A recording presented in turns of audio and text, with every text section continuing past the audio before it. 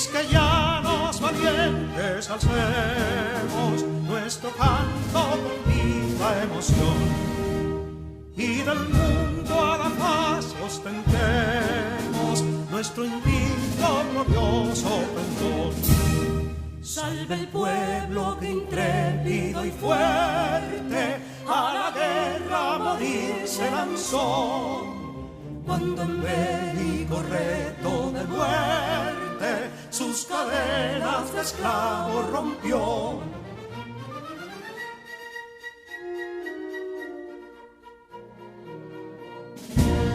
Ningún pueblo ser libre merece si es esclavo, indolente y servil. Si en su pecho la llama no crece, que templó el heroísmo viril, más que estrella la indómita y brava, siempre altiva la frente alzará, que si fuere mil veces esclava, otras tantas ser libres habrá.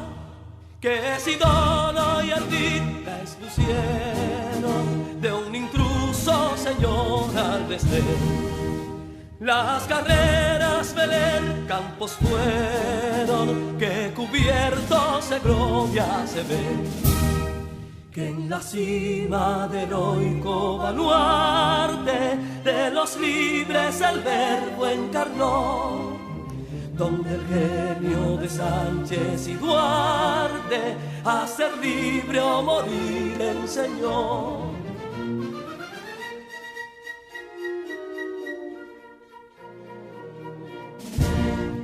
Y si pudo inconsulto caudillo de esas glorias el brillo empañar, de la guerra se vio en Capotillo la bandera de fuego ondear. Y el incendio que atónito deja de Castilla al soberbio león, de las playas gloriosas le aleja, donde flota el cruzado pendón. Compatriotas, mostremos erguida nuestra frente orgullosos de hoy más, que Quisqueya será destruida, pero sierva de nuevo jamás. Que santuario de amor cada pecho, donde la patria se siente vivir, y es su escudo invencible el derecho, y es su lema ser libre o morir.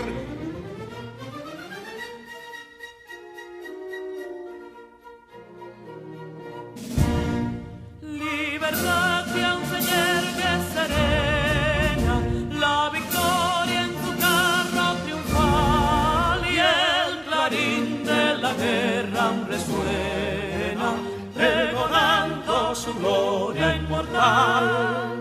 Libertad, que los ecos se agiten mientras llenos de noble ansiedad nuestros campos de gloria repiten: libertad, libertad, libertad.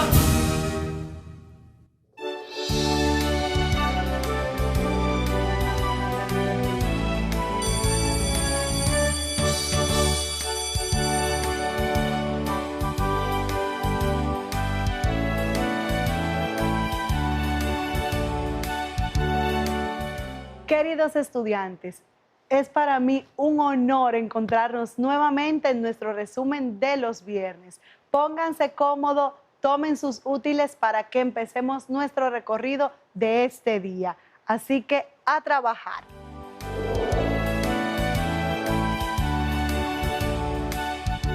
Saludos mis queridos estudiantes. Bienvenidos nuevamente a su clase de Ciencias Sociales con su maestra Carol Guerrero. Demos gracias a Dios por este hermoso día. Le pedimos su bendición. Recuerden siempre estar ubicados en un lugar estratégico de su hogar con todos sus materiales a mano.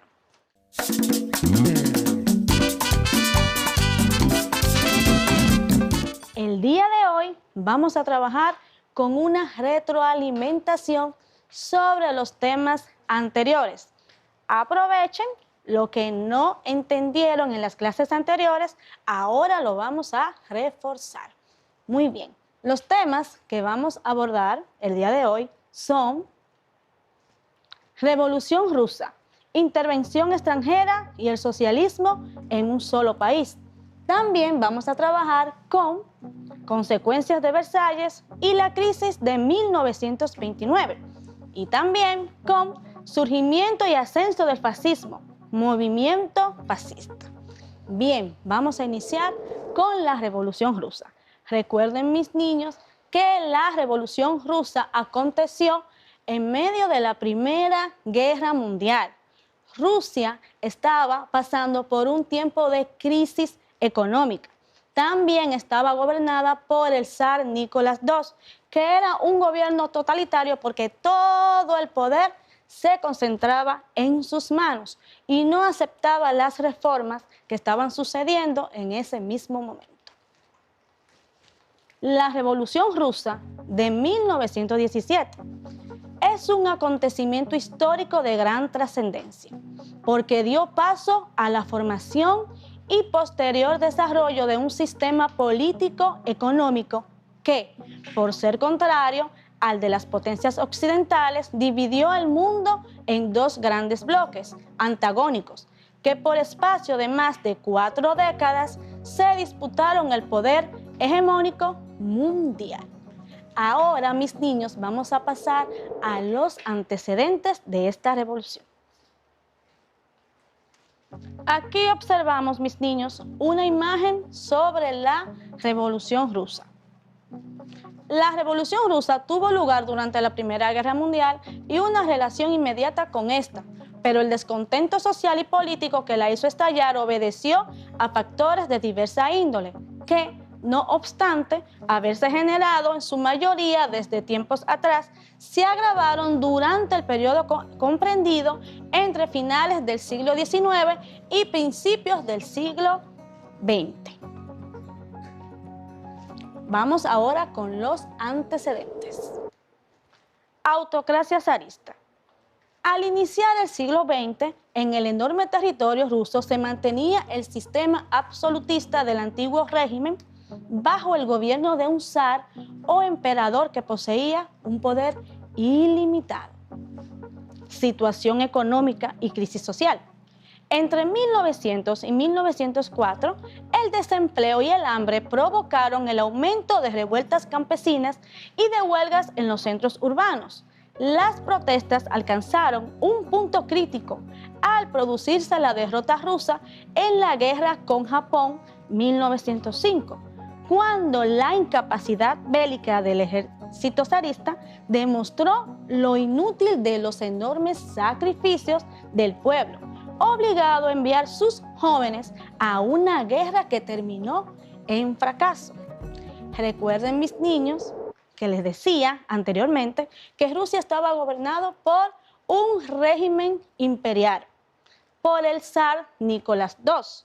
El zar Nicolás II concentraba todo su poder en sus manos y el pueblo, lamentablemente, estaba desamparado. Existía una crisis muy grande y la nobleza tenía todos los poderes. Aquí, mis niños, observamos una fotografía sobre la familia del zar, la familia Romanov, el zar Nicolás II, junto a su familia. En el año 1917 fueron encarcelados. El zar se vio obligado a abdicar por las huelgas y la crisis que había en su imperio. Entonces, en el año siguiente, esta familia fue asesinada. Después de ver esta imagen, vamos a pasar ahora a un video para complementar las informaciones de hoy. Pongan mucha atención.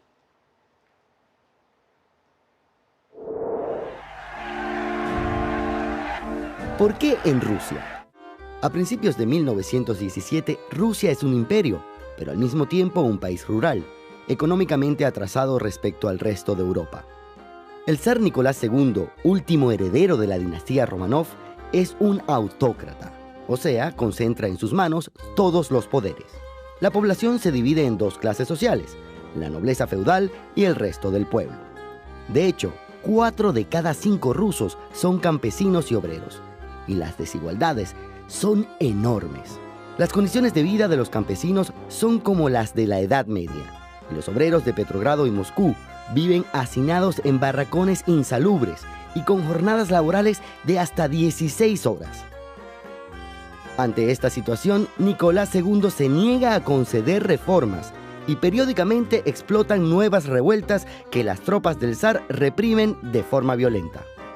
La más sangrienta de ellas ocurre en 1905 en Petrogrado, y uno de los líderes de esa sublevación es Vladimir Ilich Ulyanov, conocido como Lenin, dirigente de la facción bolchevique del Partido Obrero Socialdemócrata de Rusia, de orientación marxista.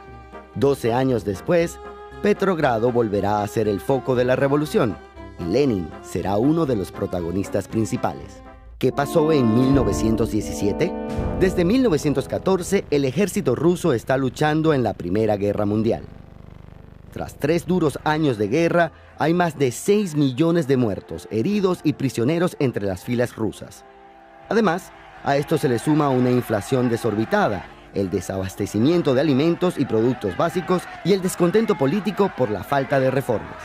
En este contexto, en febrero de 1917, según el calendario juliano en uso en Rusia, el gobierno imperial es debilitado por un conjunto de huelgas y por la presión de la oposición liberal y de los mandos militares. Al cabo de unos días, el zar Nicolás II, desacreditado e incapaz de controlar la situación, es obligado a abdicar y es confinado con toda su familia. Un año después, todos los Romanov serán ejecutados. Ahora los rebeldes asumen el control del país y ejercen el poder político a través de un comité provisional de gobierno y del Soviet de Petrogrado. El gobierno provisional está formado por políticos liberales y socialistas moderados y está dirigido por el socialrevolucionario Alexander Kerensky. El Soviet, en cambio, es una asamblea popular formada por obreros y soldados. Su organización se extiende en poco tiempo al resto de Rusia, involucrando también a los campesinos. Estos dos órganos compiten entre ellos por el poder. En las primeras semanas, el gobierno provisional decreta la libertad de prensa y de reunión y permite el regreso de los exiliados políticos, entre ellos Vladimir Lenin, pero no puede llevar a cabo las reformas sociales y económicas prometidas. En cambio, el Soviet obtiene rápidamente el apoyo popular, pero también dentro del Soviet se enfrentan dos facciones. Por un lado, los mencheviques, que son marxistas moderados. Por el otro, los bolcheviques, el grupo más radical guiado por Lenin y León Trotsky. Estos dos dirigentes comunistas logran el control total del Soviet. ¿Cómo fue entonces la Revolución de Octubre? La noche entre el 7 y el 8 de noviembre, 25 y 26 de octubre según el calendario gregoriano, después de un intento de golpe militar, Lenin y Trotsky asaltan el Palacio de Invierno de Petrogrado, la sede del gobierno provisional, capturan a todos sus miembros y así inician un régimen comunista. Las medidas principales de su programa son el retiro inmediato de las tropas rusas de la guerra, la liquidación de los latifundios y la entrega de la tierra a los campesinos, la nacionalización de los bancos, el control obrero sobre la producción industrial y la supresión de los privilegios de la nobleza y la iglesia. ¿Por qué es tan importante? Porque Lenin aplica las teorías económicas y sociales elaboradas 50 años antes por Carlos Marx y Federico Engels, y funda el primer Estado autodenominado socialista de la historia. Después de una guerra civil de 5 años, los bolcheviques conquistan definitivamente el poder, y en diciembre de 1922 nace oficialmente la Unión Soviética, un gran imperio que durará hasta 1991. Bien, mis niños, después de observar el video anterior, vamos a pasar a la siguiente clase, la crisis del 1929. Recuerden, mis niños, que cuando terminó la Primera Guerra Mundial, las potencias que participaron quedaron en una gran crisis económica y tuvieron que recurrir a los préstamos. ¿Quién les prestaba? Estados Unidos. Vamos a ver las siguientes informaciones. La grave crisis económica iniciada en otoño de 1929 no solo afectó a la población estadounidense, también alcanzó a otros países, sobre todo a los que dependían del crédito de Estados Unidos. Al retirarse los capitales extranjeros colocados a corto plazo, los banqueros de este país trataron de obtener dinero líquido para reembolsar los depósitos de sus desesperados clientes. Estados Unidos cayó en una enorme crisis y esta crisis afectó a sus países deudores porque ellos utilizaban el dinero prestado para pagar a los otros países. Recuerden que quedaron con muchas deudas, especialmente Alemania, que por el motivo del Tratado de Versalles tenía que pagar una gran cantidad de dinero y ellos no disponían de esta.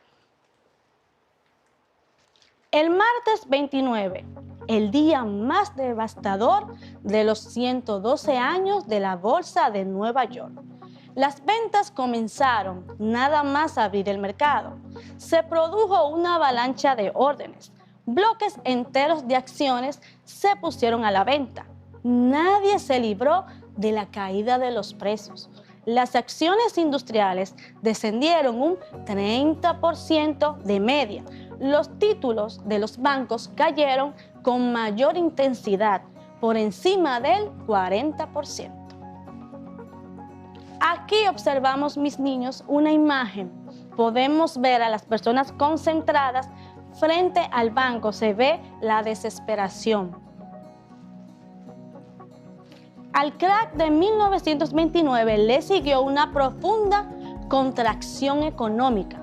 La economía mundial cayó en picado hasta finales del 1932 y después la recuperación fue muy lenta y desigual, de manera que al final de la década aún no se habían recuperado los niveles de producción y renta de 1929. Como podemos ver, esta crisis afectó a todos los países participantes de la Primera Guerra Mundial. Bien, mis niños, ahora vamos a continuar con el otro tema. ¿Cuál es? Surgimiento y ascenso del fascismo, movimiento fascista. Recuerden, mis niños, que Italia fue uno de los países que participó en la Primera Guerra Mundial. Fue uno de los países ganadores, pero ¿a qué precio? Perdieron muchas vidas, gastaron mucho dinero, quedaron en una crisis económica. Esta crisis económica favoreció al surgimiento de movimientos militares. Por ejemplo, el fascismo. El clima de frustración que vivía Italia tras los acuerdos internacionales de paz habría de servir de estímulo para el surgimiento de un nuevo conjunto de ideas que retomaban ciertos elementos esenciales en su reciente proceso de unificación, como el orgullo nacionalista unido al sentimiento de superioridad cultural y racial, la fuerza militar, la existencia de un líder capaz de integrar los intereses de los diferentes sectores sociales.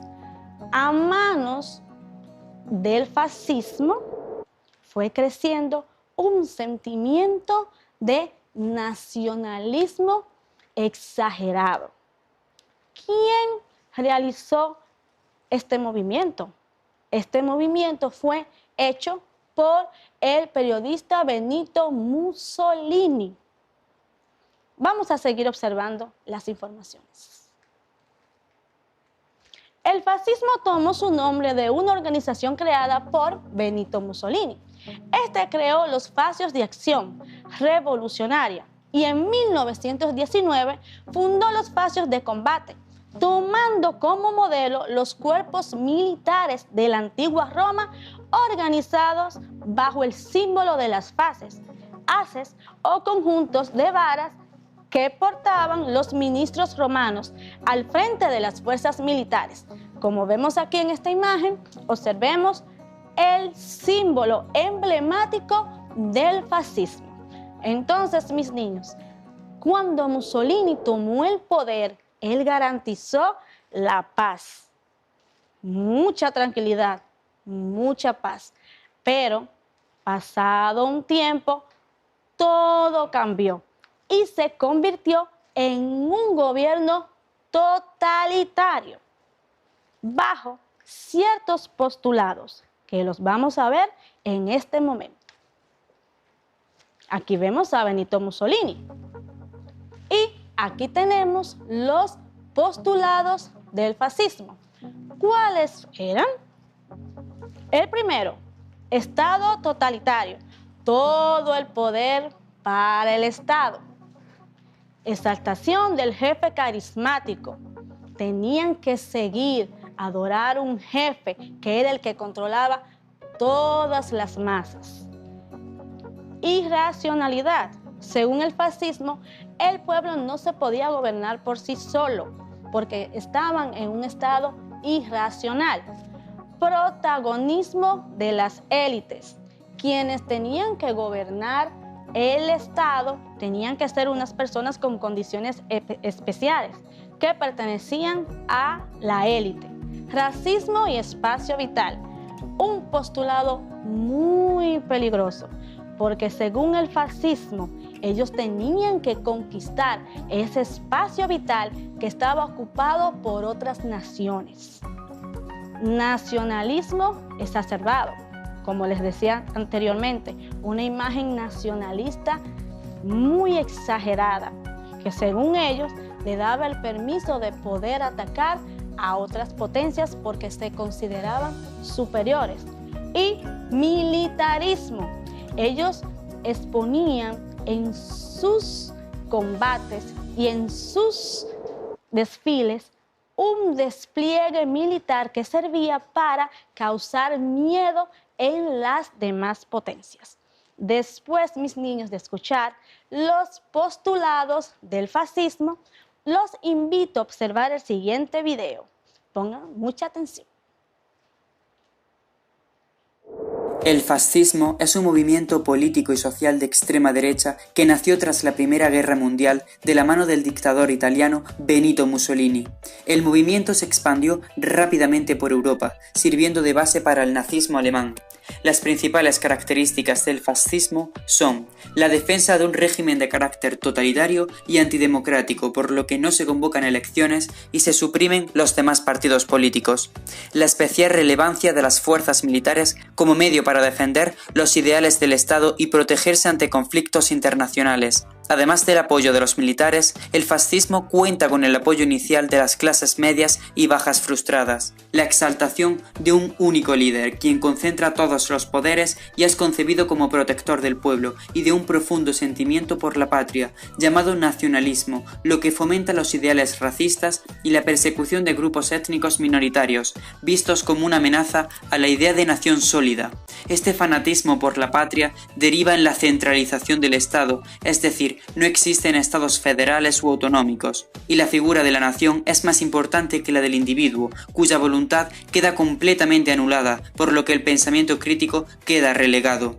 La defensa de políticas expansionistas e imperialistas, es decir, de la conquista de nuevos territorios para engrandecer la nación. El férreo control de los medios de comunicación, el uso de propaganda y la manipulación de la educación para imponer las ideas del movimiento e inculcar el odio y el miedo hacia todo lo diferente. La vulneración de derechos humanos mediante el uso de la represión y la violencia para aplacar a los opositores e intelectuales que contradigan al movimiento, quienes deben esconderse o exiliarse para no ser asesinados, encarcelados o enviados a campos de concentración. Otras minorías vulnerables también suelen ser reprimidas, como homosexuales o discapacitados. También se fomenta el elitismo o desprecio por los débiles. En cuanto al rol de la mujer, muchos sistemas fascistas se han caracterizado por un fuerte carácter machista, mientras que el papel de la Iglesia suele tener gran relevancia, como ocurrió durante el franquismo en España.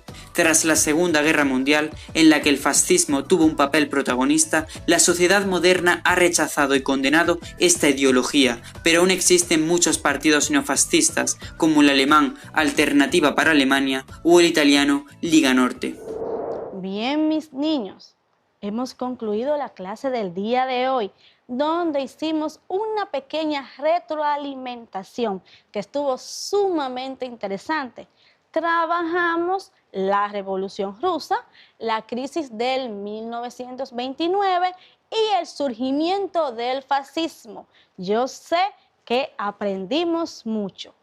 Recuerden, mis niños, siempre cuidarse y tomar las medidas necesarias para cuidarnos del COVID. ¿Cómo lo hacemos?